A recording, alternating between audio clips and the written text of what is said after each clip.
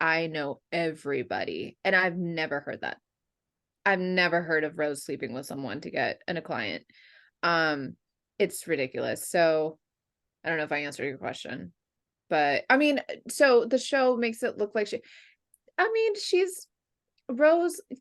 I some people will call it flirting. That's just Rose being Rose. Like she says things that people might not agree with, but like that's just how she is. Rose, she said it herself. Sometimes she is socially awkward. I love her. If she watches this, girl, I love you. But sometimes she says things that are like, but it's just Rose being Rose. And you know what? She's killing it. So whatever she's doing is working. And now you're going door knocking with her. So there you Yeah. go. Yeah. When Yeah. you go, I mean, this is a dumb question, but like when you go door knocking, it's literally like it's what it sounds like. You just knock on the door and you're like, hi, You I'm just knock Kayla, on the I'm door. Rose. We're just stopping by to Yeah. see, like, do you have any interest? Oh, you don't want to sell? Well, what if we got you this? It's literally that simple. I mean, not that that's Yeah. simple. I Look at, understand your business is not simple, but that's really what it is, yeah. huh? Okay. Yeah, and again, it depends on the areas that you door knock in, and it's fun to because real estate is all about relationships, right?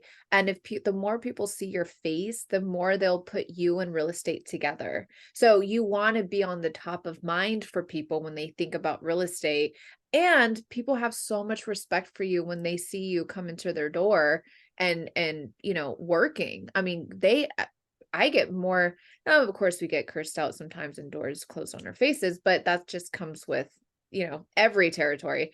But you get those ones that are like, we respect you. Like, we don't have to be doing that, but we do it anyways. Yeah, I think like if someone knocks on my door, I would respect them. I'd be like, wow, here you are. Yeah. Now, granted, I Yeah. think Yeah. it's Yeah. easier, not that it's easy, but at least you have someone else. I don't know if I could do it alone. I think I would just be like, at least if someone's there, I'm like, we just both had the door slammed in our face now. And okay, let's go to the next house. Yeah. I wouldn't do it alone. And it goes by faster when you're with someone else, and it's so much more fun when you're with someone else. So yeah. It seems more fun. Do you know any of past or present Orange County housewives since you've been there forever and it's a small community? Do you know any of them? I do, yeah.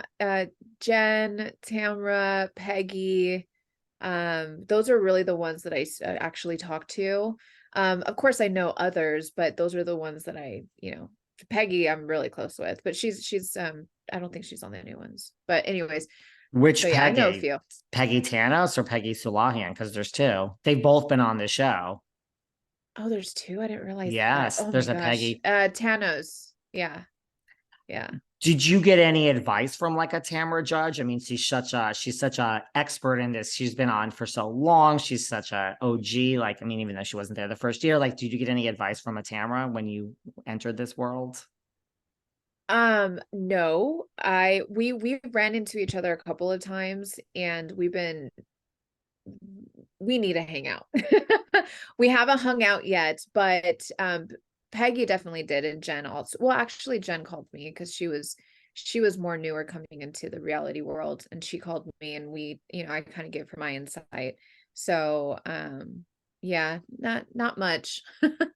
I mostly got advice from Christine Quinn actually, when I first got into it. Yeah. What did So she tell you? Because Christine has a lot to say.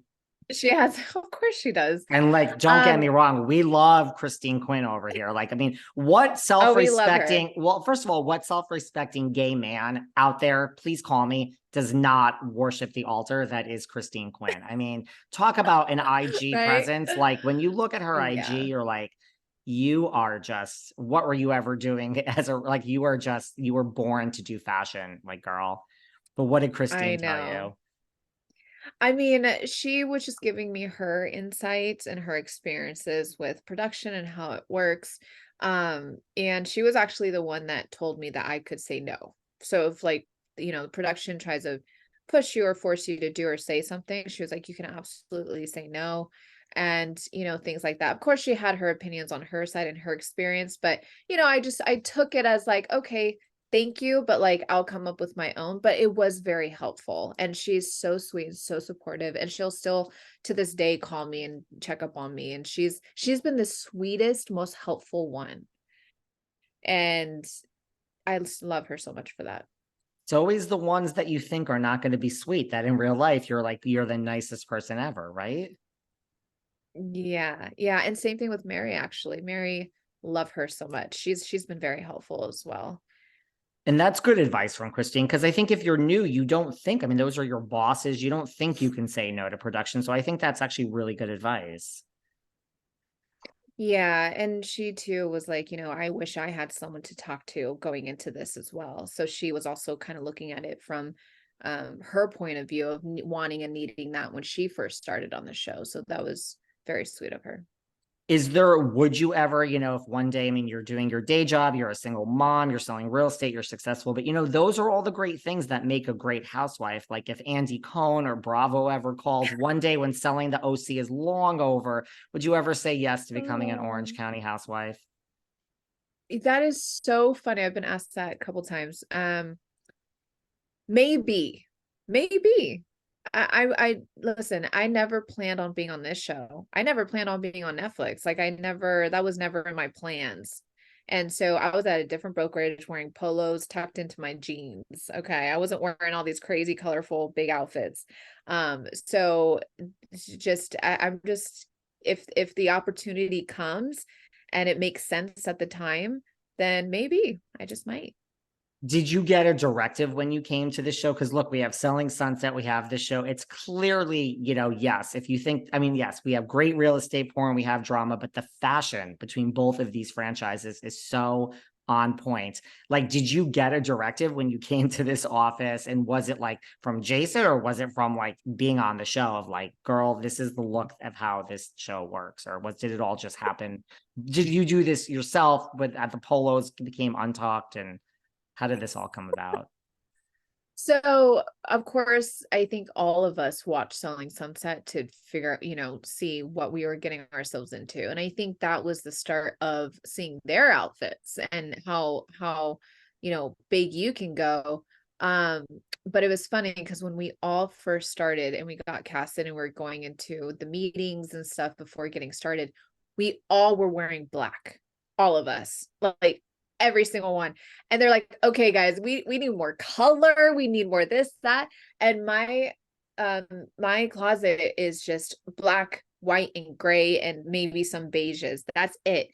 When I started the show, I was going for all colors of the rainbow, sequins, and I was like, this is like my moment that I could finally be able to express myself through fashion. I've always been into fashion since I was a little girl, but looking the way that I look going into real estate, I needed to not wear those type of things before going on the show. Of course, that's why I was wearing the polos. I barely wore makeup. My hair was very, I was blonde before I went brunette because I wanted to be taken more seriously in real estate.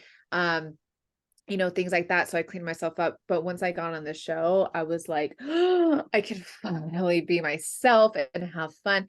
Now, it is more exaggerated being on the show, obviously. I'm not going to wear sequins to a listing appointment. You know what I mean? So it's definitely an opportunity to go above and beyond and just have fun with the outfits. That's so interesting. But I mean, but yes, between both shows, you're like, I don't even know where to start. Like I could just go on because I'm a fashion person too. And I'm like, oh my God, this fashion is just so on point. Yes. Before we wrap up, what is your son? We saw your son on the show this season. Like, what does he think of? Like this is your job, and now like his mom is a reality TV star. Like you say, people wait for a picture outside the audience. Like, what does your son feel about this new status of in your life? So he's at that age right now where, kids are watching the show, right? So he does get a lot of friends at school, and even teachers go up to him and like kind of tease him like, I didn't know you were a celebrity. But they will write it on notes and stuff so they respect his privacy and not make it into like a big deal. He personally doesn't care. All he cares about is me being happy. And, at the end of the day, I'm still his mom. Like we've been through so much together. We literally grew up together. So it like our relationship is so close. But with the TV show, I mean, he only watches it when I do, which is one time, one and done, and that's it. I never watch it again after that. Um, but he definitely has his friends, like, tell your mom I say hi, like, I love her, she's my favorite. And like sometimes it's fun, I'll go on his phone and like voice text them and be like, if you want to know the tea, let me know, like I'll talk to you about it. And they're just like, oh my god, I love you, yes. And it's so cute, so I just have fun with it. But he's a boy, so he doesn't really care that much. Right. He's not checking out the fashion or anything like that. Yeah, no.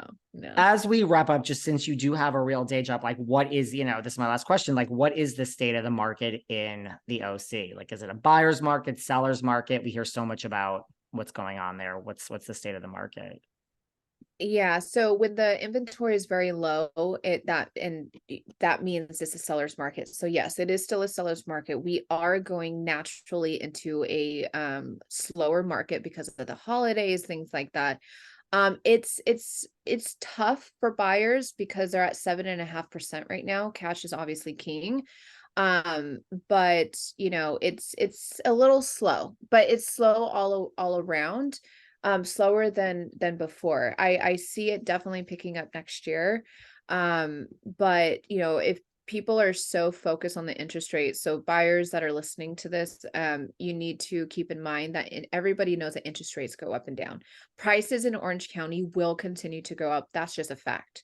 And the reason being is because here you're selling a lifestyle, right? It's safer, it's cleaner, the schools are great, it's beautiful.